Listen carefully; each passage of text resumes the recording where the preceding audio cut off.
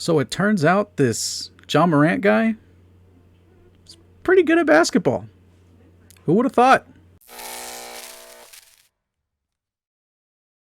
What's going on, guys? Jackson here from Vendetta Sports Media, and today I'm going to be talking about the amazing start to the season that John Morant has had. Now, first off, this is a different type of content than what myself or anyone else has done on the YouTube channel before. It's going to be kind of more free form. Like I know what I want to talk about here, but just bear with me on everything. If I lose track or anything, lose my train of thought on anything, or if I start to ramble, I'll try to clean it up as best as I can in the editing process. But this is something new that I wanted to try and that I wanted to do with the NBA season going forward, trying to make these videos talking about, discussing about different things around the league, especially what the Grizzlies are doing. I'll come right out and say that I'm a big Grizzlies fan.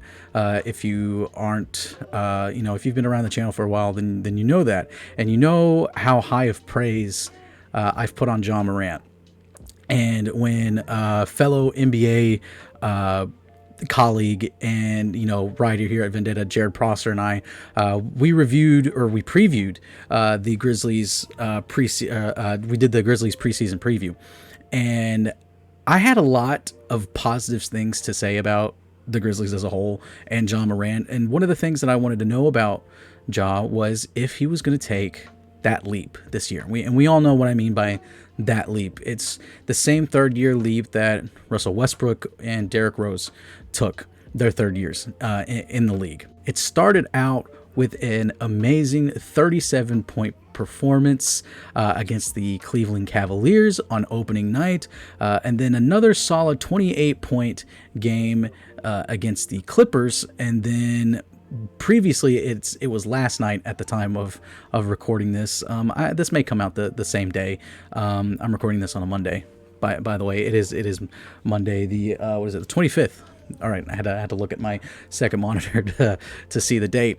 But an amazing 40-point and 10-assist game against the Lakers. The first ever Grizzly to have those type of numbers, 40 points and 10 assists, in the same game. But unfortunately for Morant and for the Grizzlies fans, Ja missed a clutch free throw that would have potentially sent the game into overtime. It was the tying free throw. He got to shoot three because he was able to draw a foul on Kent Bazemore on a three-point attempt with around like 2 seconds, I think, left in the game.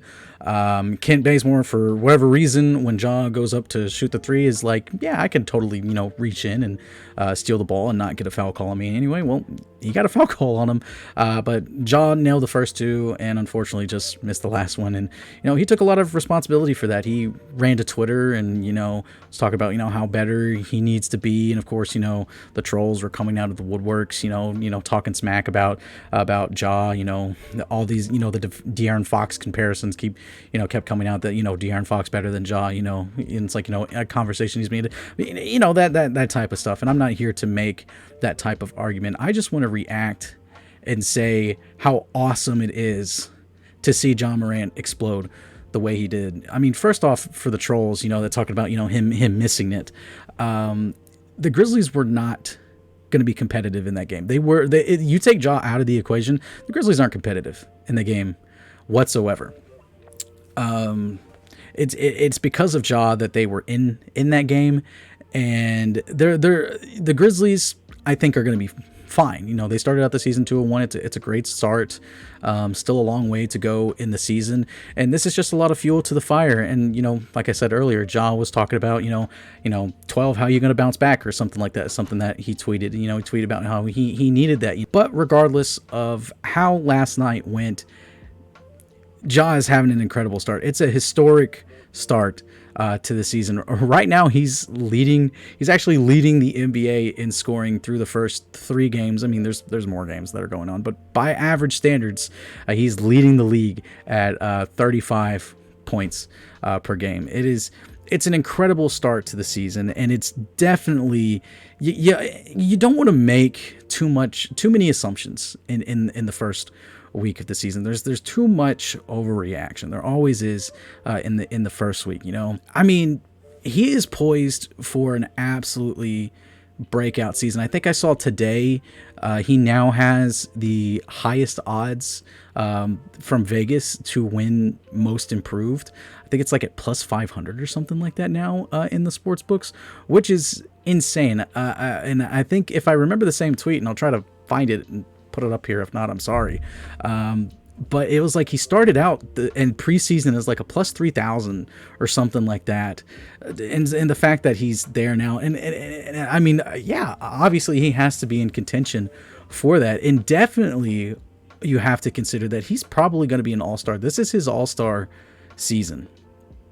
And I mean, I don't want to get too ahead of myself. Like I said, you don't want to like make these wild accusations and assumptions to start out the year, but keeping this pace right now, and again, it's through 3 games, so what, there's 79 games left in the season, so still a long ways to go, but at the pace that he's going right now, this is an all NBA team performance that he's putting up. It's kind of insane, and I think definitely he's going to be an all-star this year. I think the start of the season has just solidified it, and the fact that he's not just a scorer, he's a facilitator as well. That was one of the things he always talked about during the pre-draft process, and when he first got drafted to Memphis, he talked about how he'd rather get an assist and get someone else a bucket rather than get his own bucket.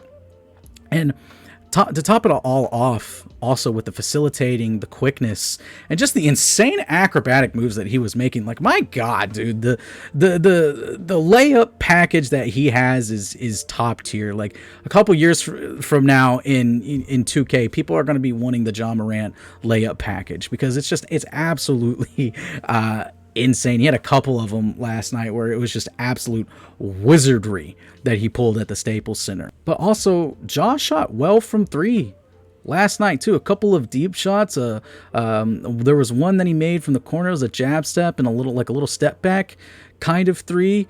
That's the part of his game that's really been the biggest question mark.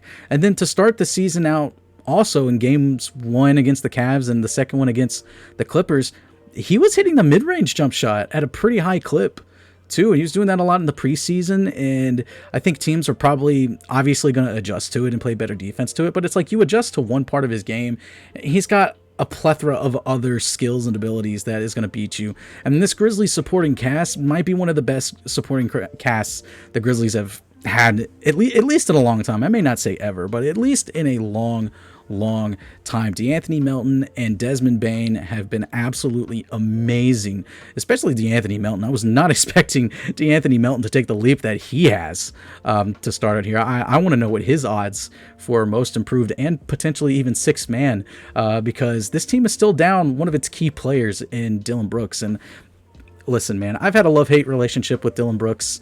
Again, me being a Grizz fan, but I've accepted for him for who he is, and I will ride or die with him as long as he is on the Grizzlies. So, and I will say this now, especially with the new rule, the new defensive rule in the NBA, it's probably going to be a nice asset to have. So I like I said, I think this Grizz team is going to be fine, and we just have to appreciate what Ja Morant is doing right now. He is one of the best, if not the best, young point guard in the league. And you know, again, I'm not here to be a homer or anything. I don't want to be that. I want to say I didn't like, but like is strong, and hate's definitely not the word. But it just kind of annoys me when people get on here and they try to be homers and everything, and they try to really hype up their guy, and that's like their whole personality in analyzing sports. That's not the type of person I want to be. If anything, I'm overly pessimistic about my favorite teams. But Ja's rise at the end of last season and this season brings up a lot of questions about the 2019 draft, specifically the conversations that have been going on between, you know, who's better, Ja or Zion. And, you know, you have a lot of people that have come out and said in the past, and they're really starting to say it now, they're starting to talk about Ja in a much more positive light. And some of them are even saying that Ja Morant is the gem of the 2019 draft class, that people would rather have drafted, if they had the number 1 overall pick, then they would have rather have drafted Ja Morant than Zion Williamson. And again, I'm not here to say that because I don't think right now it's entirely fair to say who's the better player between Zion and Ja. Zion is an absolutely amazing player. He is a beast. Now, he does have a lot of injury troubles and some weight troubles too. If you go and look at the pictures from Media Day, that man is big. The reports were saying that he was over the hill of 300 pounds. That is insane. With a weight like that, the man needs to trade in his Pelicans jersey for a Saints jersey and just go be an offensive lineman or maybe even a defensive lineman, whatever, for the Saints. If he's going to be that big, don't let that athleticism go to waste, my guy. At least switch sports. I still think you would do all right. And of course, there's some other players. There's other great players that have come from that draft, but everyone just focuses on 1 and 2, Zion and Ja. And Ja is right now looking like the best player from that draft, but only because he's been healthy. We are still yet to see a fully healthy Zion. He's still out. I'm not entirely sure what the timetable is for him to get back. But even if he's healthy, you still got to get Zion into game shape, and not just like game shape as in like stamina wise, but you got to cut that man's weight down. The man's got to lose like 40 pounds at minimum, which we've seen it done in quick succession before. Just look at James Harden. From one day he was in Houston and he was bloated and huge, looked like he was wearing a fat suit, and then 2 days later he touches down in Brooklyn and he's skinny and in shape again. It was the oddest thing I've ever seen in my life. I honestly think he was wearing a fat suit. I think he was lying. I think he was joshing all of us. Now, obviously, it would be foolish to think that Ja Morant could continue playing at this high of a clip. At some point, I would imagine that he does kind of come back down to earth a little bit. Not saying that he's going to drop off massively, but I'm not expecting. And again, as a Grizz fan, I'm not expecting Ja Morant to go out there and average 35 a night. This team is good enough to where he doesn't have to do that. I mean, if he wants to do that and everyone else continues to play fine, then absolutely go ahead and be my guest, Ja. Just go out there and become the best point guard that the NBA has ever seen. But again, I'd expect him to kind of come back down to earth a little bit. But just I am loving it, man. I'm absolutely loving it. Not just from being a Grizz fan's perspective, but just from a basketball lover's perspective, from someone that loves watching the NBA, even when it's not my team's playing, just sitting down and watching and analyzing the game and absorbing everything that I possibly can about the NBA. Watching Ja play, it is much watch TV. And it's a shame that this season the Grizzlies don't have more nationally televised games, because I want everyone to experience what I watch on a nightly basis, what I witness at a minimum like 75 times a year when I'm able to sit down and watch a Grizz game. I don't normally get to watch all 82, but I get close. I get close. If anything, I catch like a quarter, a half, or I'm definitely going back and watching the highlights, especially if it's a win. But the fact that most of the country or most of the world is not getting to watch Ja Morant because Memphis is a small market team and they're not getting a lot of nationally televised games, the NBA is just outright robbing all basketball and NBA lovers everywhere of some amazing basketball. If you have the means to do so, and if there's one team out there besides your own team that you would get league pass for, the Grizzlies have to be considered as a top tier league pass team, given the fact that they don't have very many nationally televised games, and they are going to be in every single game. It is going to be a dogfight every time they step out onto the court. They're not going to win every game. They may barely win half their games or just above half their games. But in all 82 games, out of all 82 games, they're going to be competitive probably, I would say, in like 70 of them, maybe more than that. And I say 70 because, I mean, even the best teams get blown out from time to time. You're going to get caught on an off night, or there could be injuries or something like that. But for the sake of, speaking of injuries, Job, please work on your landings, man. You're too good. You're too fun to watch to see you go down the way that Derrick Rose did. And Taylor Jenkins, please learn from the Bulls' mistakes and if you are up in a playoff game or just any game in general, don't let him do stupid stuff. If he doesn't need to be out there, pull him, please. I'd rather him be upset that he didn't get to play much in a win than him have a horrific leg injury and he's never the same, which is what has happened to Derrick Rose. He's finally starting to get his career back on track. Derrick Rose is in his second stint with the Knicks. But again, just to summarize everything, I hope this all came out pretty coherently. I know this is just kind of a rant and ramble, but just appreciate what Ja is doing. It's incredible what he is doing right now at the intensity level that he's playing at. He's making his teammates better. He's making the Grizzlies fun to watch. He's making the NBA fun to watch, and the league is in good hands. And you know, someone like Paul George throwing high praise on him, directly comparing him to Derrick Rose. Paul saying that, you know, in his rookie season he had to guard D Rose, and then guarding Ja the other night was basically the exact same.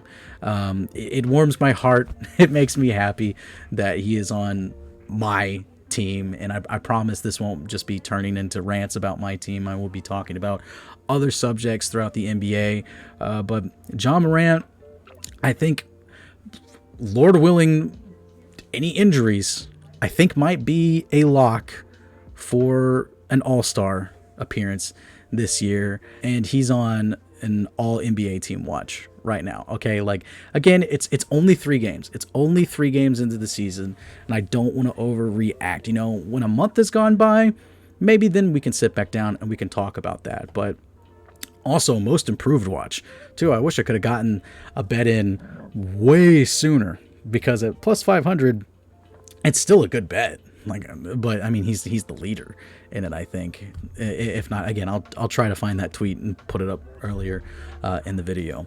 But, you know, thank you guys so much for watching. If you enjoyed the video, make sure to leave a like and subscribe to the channel. And if you do subscribe to the channel, then hit the notification bell so you can be notified whenever I come back here to rant and ramble about the NBA. Or, you know, we've got a host of other series, podcasts, and shows that are always popping up on the channel. So hit the notification bell and you'll be notified when one of those drop. Tell me what you thought of the episode, things that I can improve on, other topics that you want to talk about, or you want me to talk about. I'll talk about them. I don't care what it is. I just love talking about basketball. I love ranting and raving about the sport. It's probably my favorite sport to watch and to play. So always more than happy to get on here and to talk whatever, you know. But again, guys, thank you so much for watching. I'm Jackson Law from Vendetta Sports Media, and I'll see you guys next time.